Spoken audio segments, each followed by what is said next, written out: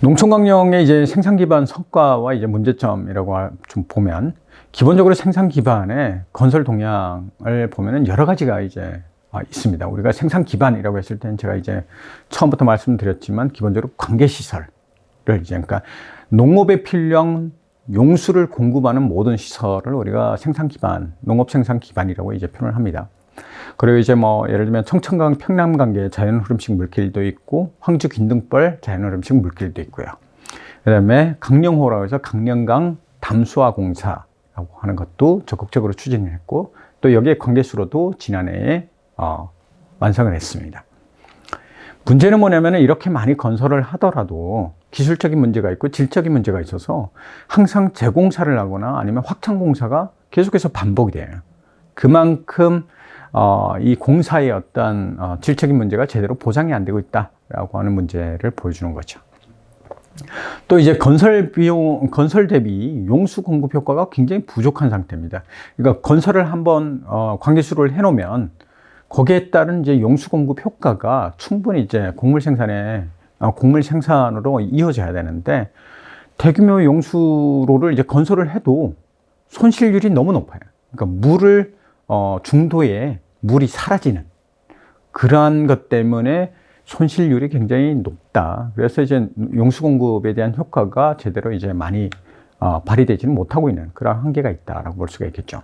우리가 물 손실률이라면 기본적으로 땅으로 스며들거나 하늘로 증발하는 그런 걸 대표적으로 우리가 떠올릴 수가 있겠습니다.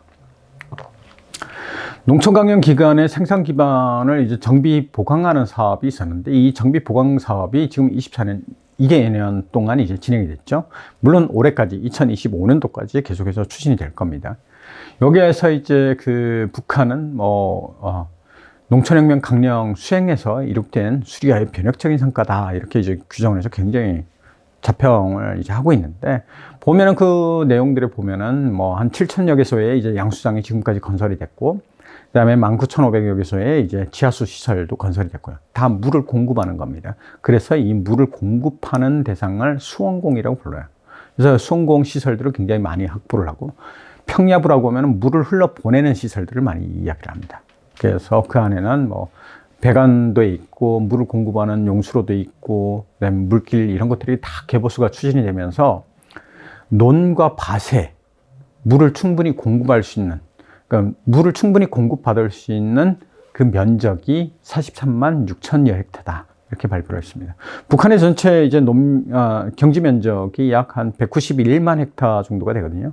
그럼 그 중에서 2년 동안 43만 헥타의 논밭에 관계공사를 완료했다라면 적지 않은 겁니다. 물론 중요한 부분은 이게 과연 어느 정도로 성과가 있느냐라고 했을 때 여러 가지 문제점들이 노출이 되고 있습니다. 개선 사업이 그러니까 개선 사업이 보통 상반기에 끝납니다. 5월 말에서 6월 초 사이에 끝나야 영농 사업을 시작을 하기 때문에 그 전에 끝내는데, 이미 끝났다고 발표했음에도 불구하고 계속해서 현장에서는 정비를 하고 보강공사를 하고 있는 그런 모습들이 나타나고, 실제로 방치되어 있는 상황들도 자주 위성 영상을 통해서 확인됐습니다. 그러니까 실제로 상부에서는 다 완료가 된 걸로 이해하고 있지만, 현장에서는 그런 부족한 부분들이 굉장히 많이 나타나고 있다라고 할 수가 있겠죠. 또 중요한 부분 중에 하나는 양수장이 7,000여 개소가 있는데, 이 양수장이 건설이 되는데, 새로 건설이 된 거거든요.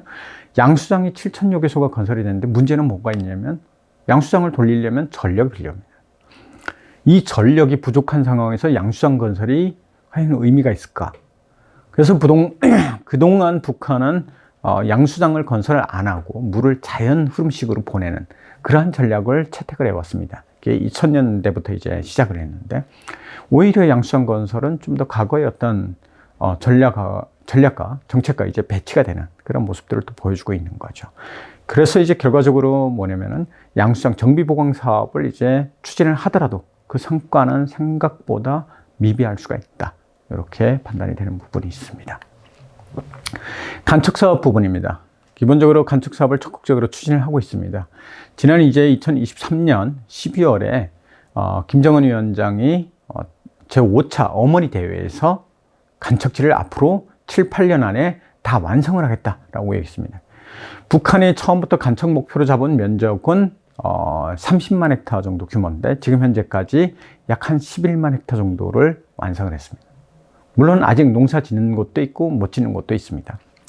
이렇게 이제 김정은 위원장이 발표를 하면서 이거는 2030년까지 기본적으로 간척 사업을 다 끝내겠다라고 하는 이야기로 해석이 되고요. 그래서 이제 2024년부터 월도 간척 사업이라든가 평원 간척 사업, 그 다음에 황해남도에 있는 반이도라든가 증산도, 대수압도 이런 그 간척 사업이 본격화되고 있다. 그래서 물론 2024년을 완공으로 이야기를 했지만 여전히 진행 중인 공사들이 많이 있습니다. 그러니까 완공이 다 안 된 상태라고 이제 보시면 될 것 같고요. 문제점은 끊임없이 이제 해수가 이제 유입이 되는 문제가 있고요. 반복적으로 나타나는 문제. 그리고 이제 성과에 급급하다 보니까 부실 공사가 그대로 나타나고, 지난번에 앞서서 말씀드린 것처럼 안석한석지 붕괴 사고도 마찬가지입니다. 그러니까 이러한 문제들이 계속해서 발생하고 있다라고 하는 건 여전히 간척 사업의 성과가 한계가 있다라고 볼 수가 있겠죠. 농촌 주거환경 개선 사업입니다. 여러 가지 성과들이 많이 있었습니다. 2022년부터 시작해서 2024년까지 총 11만 3,700세대를 이제 건설, 완료를 한다라고 했는데, 실질적으로 지금 현재까지는 그 정도는 아닌 걸로 알고 있고요. 약 한 8만 세대, 9만 세대 정도가 완성이 된 걸로 추정이 되고 있습니다. 주택의 특징이 있습니다. 과거에는 이제 택지가 좀 작았는데 택지가 조금 증가했어요. 그 다음에 주택 면적도 21평에서 27평까지 평균 늘어났어요. 문제는 뭐가 들어갔냐면, 늘어나는 대신에 주택이 늘어나는 대신에 북한의 농촌 마을은 다 텃밭이 있습니다. 근데 그 텃밭이 줄어들었어요. 그거는 그만큼 텃밭을 주민들이 이젠 이용하기 어려운 상황이 되어버린 거죠. 기본적으로 2024년도에 저희가 앞서서 제가 말씀드린 것처럼 누적 공급량이라고 했는데 그 실수요량을 못 쫓아가는 게 가장 큰 문제죠. 공급 부족 문제가 계속해서 장기화될 가능성이 너무 높다라고 하는 겁니다. 그리고 남세원실 같은 경우에도 지금 증평을 시작으로 해서 강동까지 지금 완료가 됐고, 올해는 신의주, 그러니까 수해를 입은 신의주와 의주 지구에 지금 남세원실 농장을 대규모로 또 추진을 하고 있습니다. 온실 농장에서 나타나는 대표적인 특징은 비행장 부지를 사용한다라는 거거든요. 그리고 도 단위를 대표하는 대규모로 이제 건설을 하고 있고, 실제로 농장이 시대마다 시기별로 규모가 증가하는 현상을 보이고 있어요. 그러니까 굉장히 큰 규모로 짓는데 이게 얼마나 효율성이 있느냐라고 했을 때 매우 제한적이다. 왜냐면 정치적인 측면에서 놓고 보면은 굉장히 큰 규모의 이제 남세원실 농장을 건설을 하게 되면 주민들에게 보여줄 수 있는 부분들이 많다라는 거죠. 특히 이제 비행장을 철거를 하고 거기다가 이제 주민들을 위한 남세원실 농장을 짓는다라고 하는 것은 북한 주민들에게 김정은 체제에 대한 어떤 지지 또는 정당성 이런 것들을 확보할 수 있는 기회가 된다는 거죠. 그래서 정치적인 측면에서는 굉장히 선전적인 효과가 크다라고 이제 볼 수 있는데, 생산성 측면에서는 토지 이용을 최소화할 수 있고 생산량은 늘릴 수가 있어요. 그러니까 배추를, 예를 들면 우리가 배추를 한번 땅에다 심었을 때 2모작 정도밖에 이제 생산이 안 됩니다. 그런데 남세원실 농장에 들어가면은 3모작까지 가능해요. 그러니까 2배, 3배 이상이 높아지는 겁니다. 생산성이 높아지는 거죠. 그런 측면에서는 굉장히 좋은데, 단 실효성에 문제가 있다. 그러니까 실제로 이게 생산이 되느냐라는 문제가 있고, 두 번째로 생산이 되더라도 이게 실제 주민들한테 충분히 공급될 수 있느냐라고 하는 문제가 여전히 남아있다라고 말씀드릴 수가 있겠습니다. 실시된 농촌경영을 종합적으로 좀 평가를 해보면 여러 가지 한계들이 나타납니다. 용수 공급 부분에서는 기후변화를 대비하기 위해서는 농업용수가 이제 좀 충분히 공급돼야 되는데 농업용수가 공급이 잘 안 됩니다. 지금 과거에 북한은 1990년 기준으로 놓고 봤을 때 약 72억 톤의 이제 농업용수를 공급을 했어요.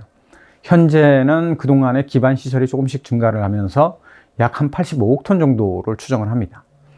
그런데 이 물은 충분하지가 않아요. 추가적으로 50억 톤이 더 필요한 상황이다. 그래서 적어도 130억 톤 이상이 필요하다, 이렇게 볼 수가 있는 거죠.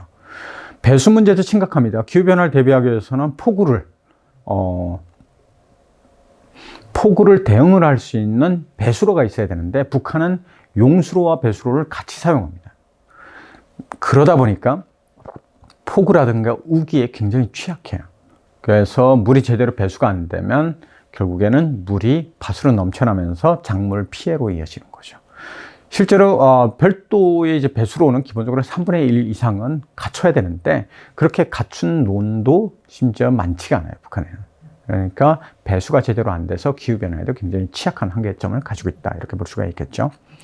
정비보강 사업도 앞서 말씀드린 것처럼 2023년도부터 적극적으로 추진을 했는데 효과는 상당히 좀 제한적인 측면이 있다.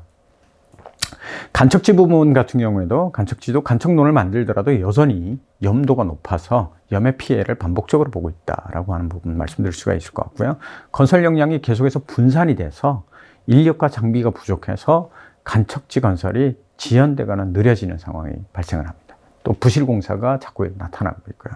그래서 또 재공사를 해야 되는 그런 상황들이 계속해서 나타나고 있어서 공사의 한계가 여전히 상존하고 있다, 말씀드릴 수가 있겠습니다. 농촌 환경 부분 말씀드린 것처럼 65.7%가 부족합니다. 65.7%의 누적 공급률을 가지고 있는 거죠. 그래서 필요한 양이 약 68만 3천 가구가 필요합니다, 추가적으로. 근데 북한의 농촌 강령 시기 연평균 3년을 나눠서 봤을 때 연간 37,866가구로 건설을 했는데, 이걸 기준으로 해서 나머지, 그러니까 약 34.3%의 공급을 못한 대상들을 충족을 하기 위해서는 18년이라는 시간이 소요가 됩니다.